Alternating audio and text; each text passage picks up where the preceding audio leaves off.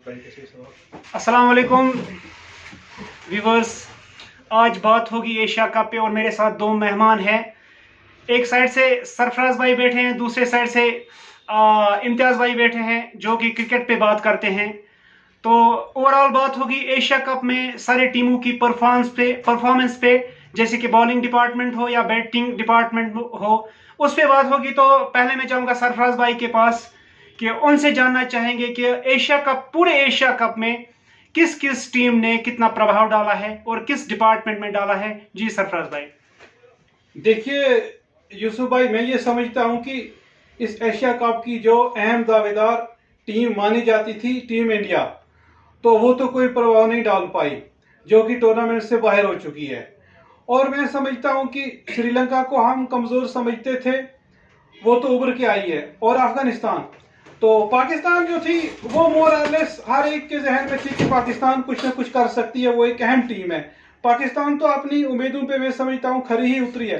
लेकिन जो टीमें उभर के आई उसमें मैं श्रीलंका और अफगानिस्तान की बहुत तारीफें करता हूं कि उनने अच्छी गेम दिखाई और पहले एक दो मैच हारने के बाद भी उनने अच्छा कमबैक किया है। और अभी तक टूर्नामेंट में बनी हुई थी, लेकिन लास्ट के मैच में रात जो है अनफॉर्चुनेटली अफगानिस्तान नहीं जीत पाई मैच, जो कि वो मैच उनको जीतना चाहिए था।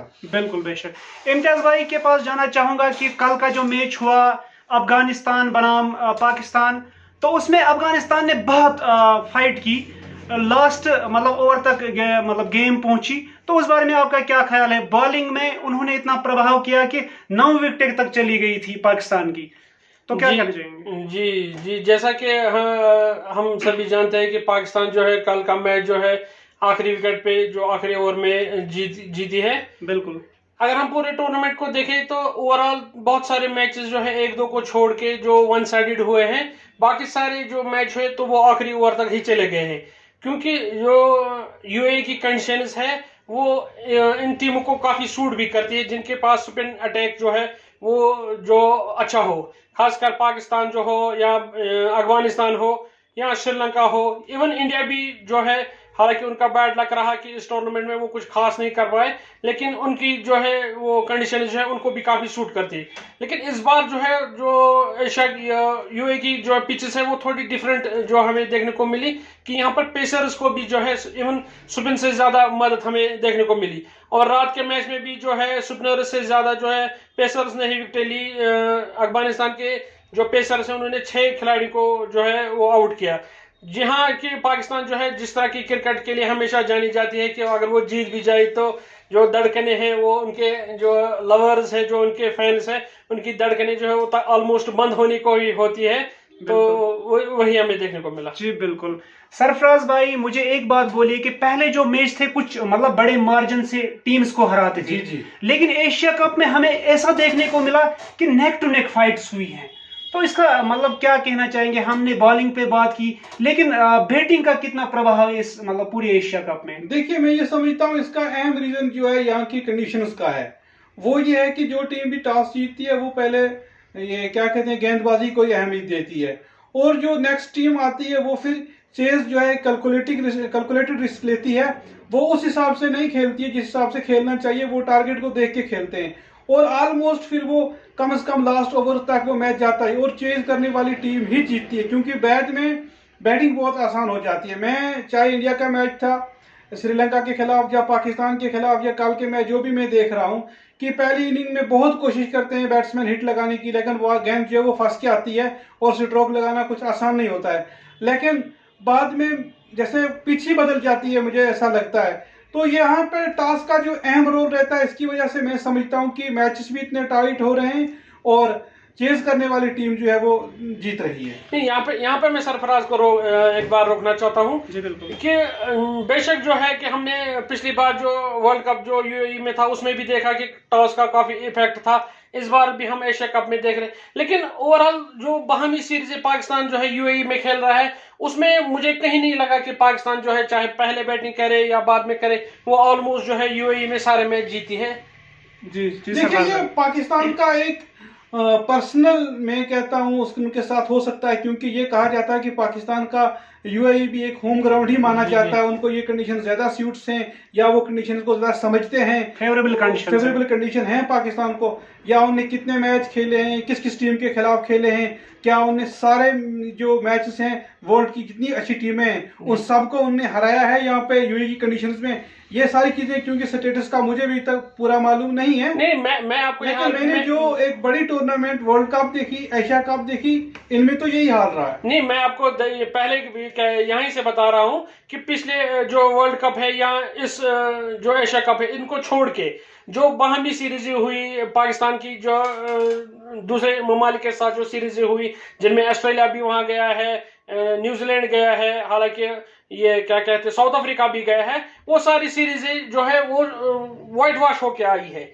और चाहे उनमें पाकिस्तान ने पहले बल्लेबाजी की या बाद में बल्लेबाजी की, वो ऑलमोस्ट सारे मैच जीती गई है। जी बिल्कुल। सरफराज भाई मुझे बोलिए, कल जो मैंने पहले भी बात की, अफगानिस्तान ने तगड़ा मुकाबला किया, तो हम ये कह सकते हैं उनके पास तगड़ी बॉलिंग है, कह सकते हैं ये? देखिए, अफगान की जो बॉलिंग है वो पर्टिकुलरली इस टूर्नामेंट में अच्छी रही और कल के दिन में तो वो बहुत ही लाजवाब रही।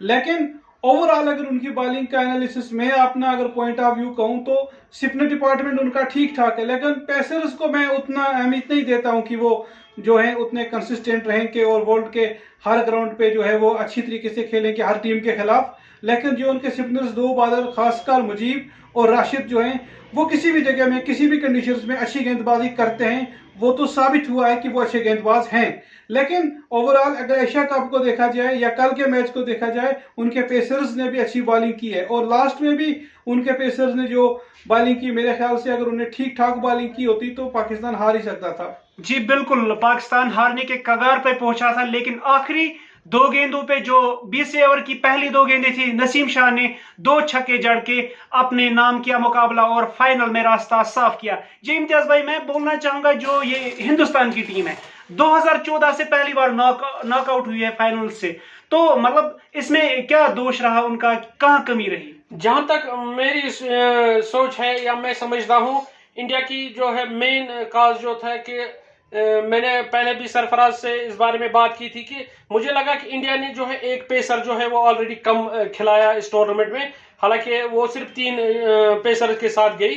मैं सरफराज से यही कह रहा था कि हम बेशक जो है यूएई की जो कंडीशन है वो स्पिनर्स को सूट करती है, लेकिन इस बार मुझे लगता है कि अभी सितंबर का ही महीना चल रहा है, तो इस बार में ज्यादातर जो है पिचेस जो है वो ज्यादातर फेवरेबल होती है फास्ट बॉलर्स के लिए। इंडिया ने ऑलरेडी जो है बुमराह नहीं खेल रहे हैं, तो उस वजह से उन्होंने एक और पेसर जो है पहले ही ऑलरेडी कम किया है।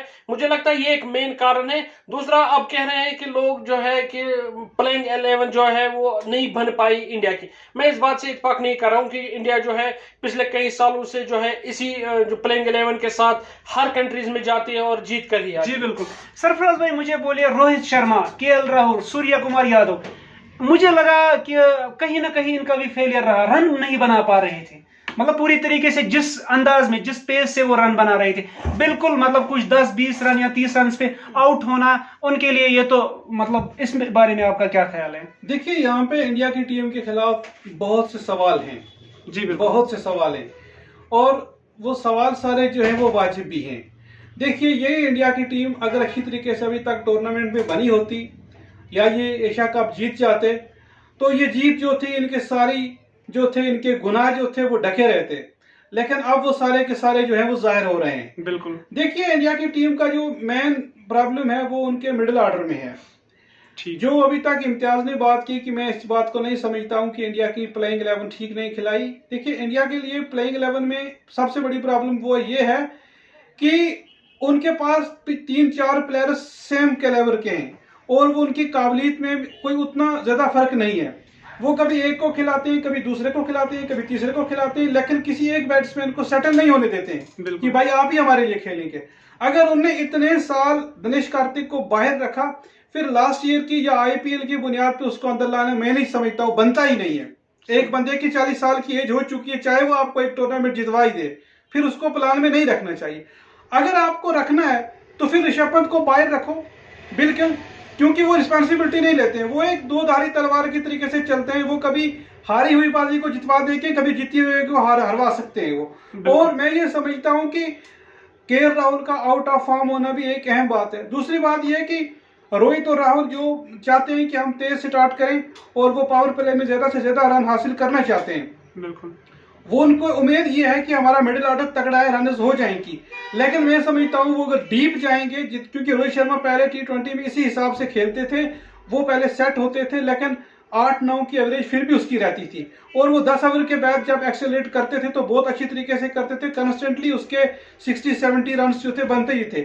आप पिछले मैच में श्रीलंका के खिलाफ देख लीजिए, पाकिस्तान के खिलाफ उसने 28 रन तो बहुत अच्छी तरीके से तेज तरार बनाए, लेकिन जब 2-3 विकेटें चली गई तब उसने थोड़ा संभल के खेलना चाहा, फिर भी उसकी 160 की प्लस की जो थी स्ट्राइक रेट थी। तो मैं ये समझता हूँ ओपनर्स को भी थोड़ी जिम्मेदारी जरूर लेनी चाहिए, और अगर चौथे नंबर पे उन्होंने सूर्या कुमार यादव को रखा है, हार्दिक पांड्या को रखा है, दिनेश कार्तिक या ऋषभ पंत में एक ही चूज करना चाहिए उनको, जिसको भी करें, और उसको कंटिन्यू खिलाने। देखिए अगर कल ऋषभ पंत फेल हो गए, हो सकता है अगले मैच में वो अच्छा खेल का मुजाहरा करे, लेकिन अगले मैच में वो होंगे नहीं।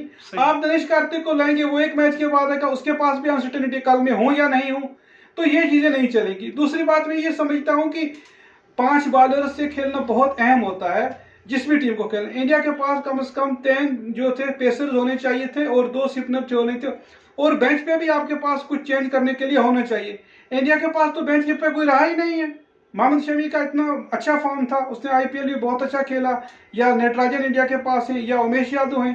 तो मैं ये समझता हूँ कि पेसर्स की कमी रही है और उन पे बहुत प्रेशर है। कम से कम अगर 1-2 बॉलर ने यूज किए होते तो उन्हें पूरी तरीके से ये भरोसा हो जाता कि हम मैच जीत सकते हैं। और इंडिया जब बॉलिंग की वजह से मैच हार रहा है, उसका प्रेशर बहुत जो है वो बैटिंग पे पड़ रहा है। बैट्समैन सोच रहे हैं अगर हम 200 रन ही बनाएंगे हम तब भी डिफेंड नहीं कर पाएंगे।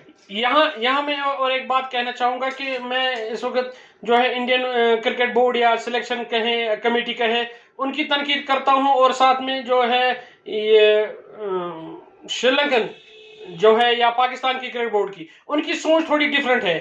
पाकिस्तान के ऊपर भी काफी तनकीद हुई उनके सिलेक्शन के हवाले से एशिया कप के पहले कि उनका मिडिल ऑर्डर जो है वो कमजोर है, शोएब मलिक को खिलाना चाहिए। लेकिन पाकिस्तान ने जो है वो क्लियर कर दिया उनके जो है ये सिलेक्शन कमेटी ने कि हम जो है ओवर एजेड जो प्लेयर्स है उनको साथ लेकर नहीं चलेंगे, भले ही हमारा मिडिल ऑर्डर कमजोर है, उनको 1-2 साल लगे बनने में, लेकिन हम जो है युवा जो है प्लेयर्स के साथ ही जाएंगे। मुझे लगता है कि ये गलती शायद इंडिया ने की कि दिनेश कार्तिक भले ही फॉर्म में हो, लेकिन वो आपको कब तक साथ आपका देंगे, ज्यादा से ज्यादा 6 महीने या 1 साल। 1 साल के बाद तो उनकी परफॉर्मेंस या उनकी इस तरह की जो चलने की, टांगे चलने की या खेलने की जो है एबिलिटी है वो उतनी ज्यादा नहीं रही। और जो है उस वजह से जो है रोहित शर्मा कंफ्यूज हो गए कि हम बेंच जो में प्लेइंग 11 जो है मैं किसको खिलाऊं, कभी ऋषभ को खिलाया, कभी कार्तिक को खिलाया, और उनकी फाइनल प्लेइंग 11 जो है वो नहीं बनी, जिसकी वजह से इंडिया को जो है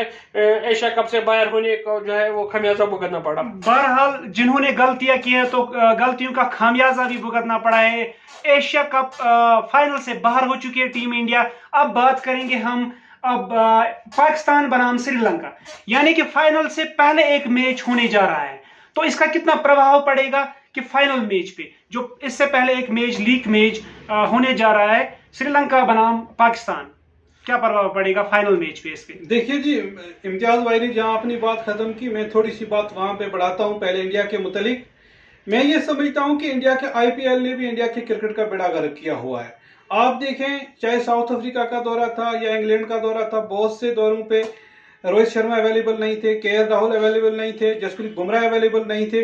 यानी जो इतने मैचेस आप आईपीएल में खिला रहे, एक तो प्लेयर अगर इंजर्ड नहीं भी है तो वो थक जाता है, उसकी फॉर्म चली जाती है, दूसरे इंजरीज बहुत ज्यादा हो रही है। पहले तो मेरे ख्याल से आईपीएल होना ही नहीं चाहिए, इंटरनेशनल क्रिकेट पे बहुत ही ध्यान देना चाहिए। और अगर आईपीएल होता ही, अगर ये कमर्शियल आपने इतनी बड़ी टूर्नामेंट रखी है तो फिर कम से कम मैच होने चाहिए। अगर 2, 3, 4 मैच अगर हर टीम को खेलने को मिले तो मैं समझता हूं ये कम से कम मानने लायक बात है। आप 50-60 मैच खिलाएंगे फिर बहुत प्रॉब्लम हो सकती है। तो ये जो आईपीएल की वजह से भी बहुत बड़ी प्रॉब्लम इंडिया में कि प्लेयर्स को इंजरी हो रही है और वो अपनी कंट्री के खिलाफ नहीं खेल पा रहे हैं। देखिए आईपीएल में कोई इंजर्ड नहीं था, बिल्कुल आईपीएल में हर कोई खेल रहा था, अगर कोई 70-80% फिट था वो भी खेल रहा था, जबकि इंटरनेशनल स्टैंडर्ड में जब तक 100% फिट ना हो किसी को नहीं खिलाया जाता है। बिल्कुल। रही आप आपके सवाल की बात, कल का जो मैच होने जा रहा है श्रीलंका और पाकिस्तान के माबैन, मैं ये समझता हूं कि दोनों टीमें आप जो हैं बराबरी पे हैं, लेकिन जो भी ये मैच जीतेगा उसको थोड़ा सा मोमेंटम मिल जाएगा कि मैं क्या कर सकता हूँ, मेरी क्या स्ट्रेटजी रहेगी। ये एक हिसाब से सेमीफाइनल तो डिसाइडर नहीं है, लेकिन सेमीफाइनल ही की तरह है बिल्कुल। क्योंकि जो टीम ये मैच जीत जाएगी दूसरी टीम पे जरूरी बात है थोड़ा सा प्रेशर होगा। लेकिन मैं समझता हूँ कि ये एशिया कप पाकिस्तान ही को मैं जीतता देखता हूँ। अच्छा, बिल्कुल। लेकिन इम्तियाज भाई मुझे बोलो कि श्रीलंका ने भी बहुत मेहनत की है फाइनल तक पहुंचने के लिए, तो ये भी खतरा रह सकता है कि श्रीलंका भी पाकिस्तान को एक करारा टक्कर दे सकती है। जैसा कि मैंने आपको शुरू में पहले कहा था कि ये पिचें जो है यूएई की, ये पाकिस्तान को आज ही से नहीं शुरू से ही बहुत फेवरेबल रही है। लेकिन जिस तरह से श्रीलंका टीम जो है उसको हमें कम हाँकना नहीं चाहिए। जिस तरह की परफॉर्मेंस वो इस एशिया कप में पहले मैच को छोड़कर दे रही है, उससे उन्होंने जो है खुली चुनौती जो है पाकिस्तान के लिए सामने रख दी है। जिस तरह के बल्लेबाज जिस तरह से वो चेस कर रहे हैं तो वो खतरे की घंटी हो सकती है। लेकिन यहाँ पे दोनों टीमों के पास एक चांस है कि वो जो है अपनी स्ट्रेंथ जो है या अपनी खामियां जो है वो एक दूसरे के खिलाफ देखेंगे कि किस तरह की जो है क्या खामियां हमारे पास रही है और क्या स्ट्रेंथ है जो हम अगले मैच में ज्यादा जो है अप्लाई कर सकते हैं। लेकिन यहाँ पे जिस तरह मैं सरफराज भाई के साथ ही चाहूंगा कि यहाँ पे थोड़ा सा एज जो है पाकिस्तान को बने श्रीलंका के है। जी बिल्कुल। अब चूंकि फाइनल से पहले एक लीग मैच होने जा रहा है तो उससे पता चलेगा, डिसाइडिंग मैच तो नहीं है लेकिन एक अंदाजा मिल सकता है कि कौन टीम कहां खड़ी है, किस टीम का डिपार्टमेंट, बॉलिंग डिपार्टमेंट हो या बैटिंग डिपार्टमेंट कहां पे खड़ा है। तो ये एक फैक्टर हो सकता है, उसका मॉरल हाई हो सकता है। जो ये टीम लीग में जीत सकती है तो उसका मॉरल हाई होगा। अगले तब तक इंशाल्लाह वो जो फाइनल होगा तो वो अहम होगा। तो मिलते हैं उस फाइनल से पहले एक दिन, तब तक के लिए अस्सलाम वालेकुम।